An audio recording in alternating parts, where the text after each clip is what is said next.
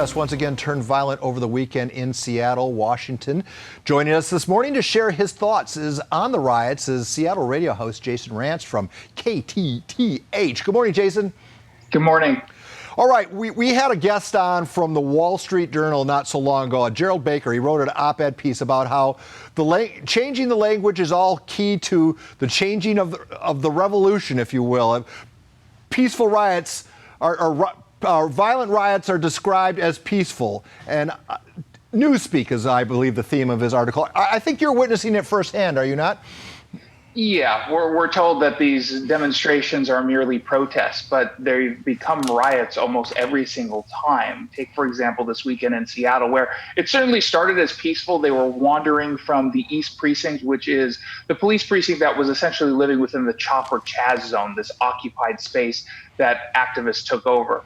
They walked for about 10 minutes, and it was peaceful. It was fine. It was about 4,000, 5,000 people there. And then they got to the juvenile detention center, which some folks decided to put on fire. And so they burned down 5 construction trailers at this construction site for the new jail. And on the walk back to the East Precinct, they also demolished a Starbucks storefront. They tried to set fire to it. They were hitting other businesses as well. And then once they got back to the East Precinct, someone decided to throw munition at the building that blasted an 8-inch wide hole into the exterior and interior of the police precinct. This was not a protest. It was not peaceful. It was a riot. It explains why that crowd of 4,000 to 5,000 ended up dwindling to about 1,500, maybe 2,000. And the people who were there not to protest police brutality. They weren't there to talk about George Floyd. They were there to push a radical political agenda and to harm police officers. Well, then what is your reaction, going back to our news speak, when you hear people like Jerry Nadler saying, no, these are peaceful, and all the politicians who, even in Seattle leaders who are saying, no, this is peaceful, you got it wrong, and you're witnessing just the opposite. What does that do to your insides? Yeah, well, it drives me nuts because it's like, I was there. I know exactly what happened. I've got plenty of video that I posted online about what happened.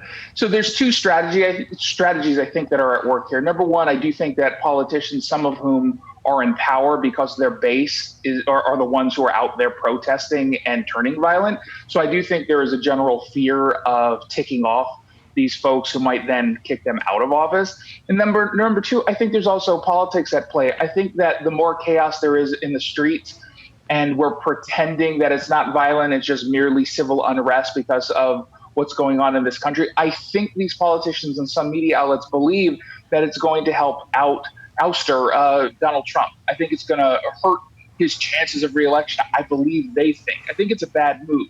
They're saying, hey, there's a lot of chaos in the world right now, and it's Donald Trump's fault.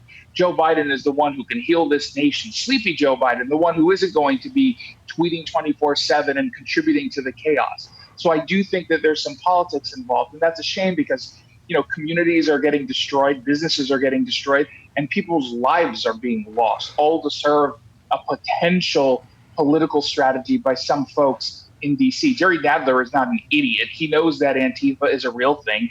He knows that it's violent, but I do think he's choosing to gaslight us because he thinks it serves a greater political purpose. And then, Jason, while all this is going on, we have the ACLU from Washington. Do we have that tweet? Can we throw that up if we have it, gang? Basically, we're asking the federal court to hold Seattle police in contempt for violating a court order. I mean, this just seems like we're living in a parallel universe because they don't want the police to use tear gas. Yeah, so they don't want the police to do anything is what they don't want, right? It's not just about tear gas. Tear gas wasn't actually used over the weekend. They're going after the use of pepper spray or OC spray, and they make the claim that it was used indiscriminately against peaceful protesters. That is just not true. The police only responded after the crowd turned violent. When you throw rocks, when you point lasers at the eyes of officers, when you're trying to assault police officers, they're going to respond. They should respond. And the folks in the crowd don't like it when one of their own gets arrested. So they get in the way of the arrest. Police officers have to use OC spray so they can make their targeted arrest against the people who are committing the acts of violence. And if you're getting in the way, that's kind of on you. I was there and I didn't really get hit by anything. I had some whiffs of the pepper spray because I wasn't directly standing next to the people who were throwing rocks and bottles at police officers.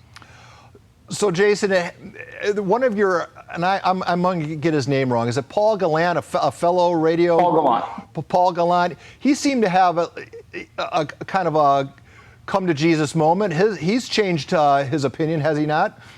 He has. So he's a friend of mine. He actually works in the same building as me. He broadcasts his show about 10 feet from my studio. He made a comment about the president talking about CHOP in the city of Seattle, and he basically rebuffed him, saying everything's fine here. And he happens to live now in the building that the Starbucks was destroyed.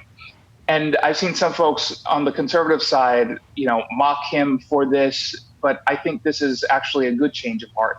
He's seeing things the way that a lot of us have been seeing things. Not everyone lives and breathes the news and politics. And so based on how some media outlets have decided to cover this kind of a riot as a protest, it makes sense to me that some people aren't getting the real sense of what's going on. And so now that he's seen it firsthand, he's changed his mind, and that's good. We want people to change their minds and see things from what's actually happening. Jason, let me just finish up with this question.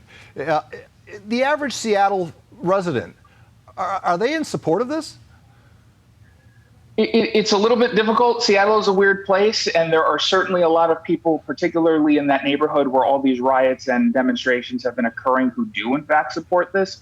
But we're also in the middle still of the coronavirus pandemic, so people aren't exactly walking around the streets and talking to one another the way that they would have earlier.